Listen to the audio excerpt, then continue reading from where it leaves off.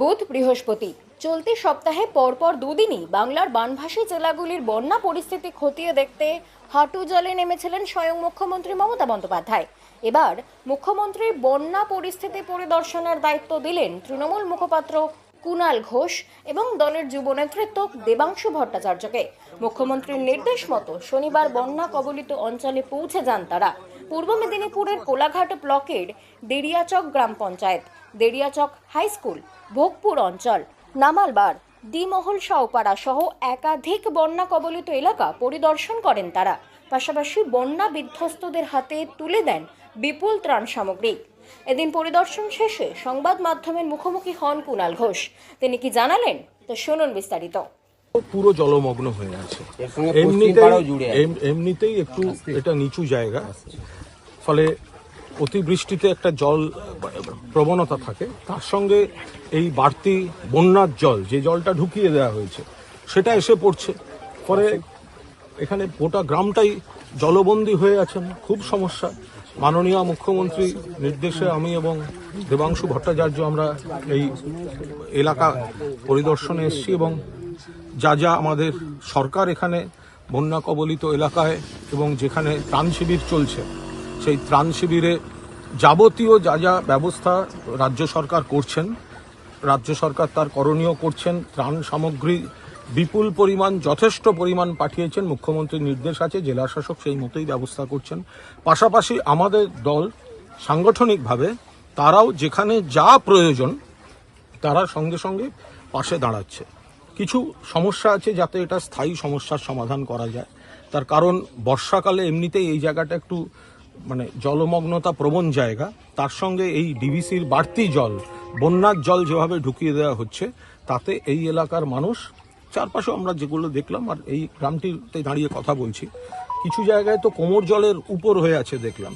দু একটি বাড়ির মধ্যে ঢুকে আমরা তাদের সঙ্গে কথা বললাম।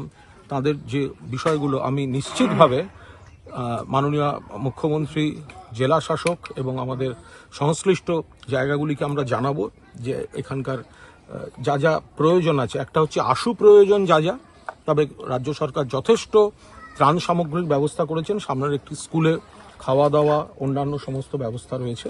এর পাশাপাশি স্থায়ী সমস্যার সমাধানে কেন্দ্র যেহেতু ঘাটাল মাস্টার প্ল্যান দীর্ঘদিন ধরে, এগুলো বড় কাজ।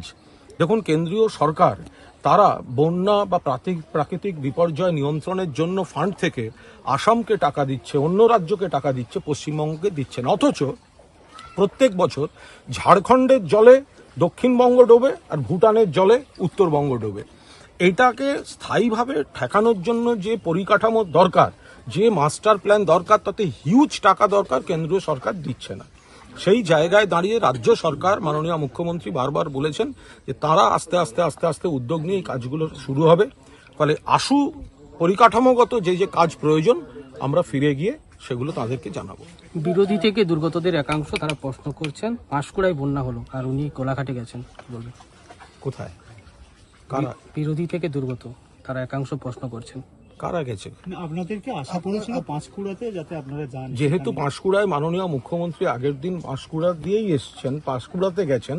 আর এই গ্রামগুলো, আচ্ছা এ তো খুব মুশকিল, সেটা হচ্ছে পাঁশকুড়ায় বন্যা দুর্গত যদি থাকেন তাদেরও যেমন কষ্ট হচ্ছে, তাহলে কোলাঘাটের এই গ্রামে, এই সাউপাড়া গ্রাম বা এই পার্শ্ববর্তী গ্রামগুলো, তাদেরও তো একই কষ্ট।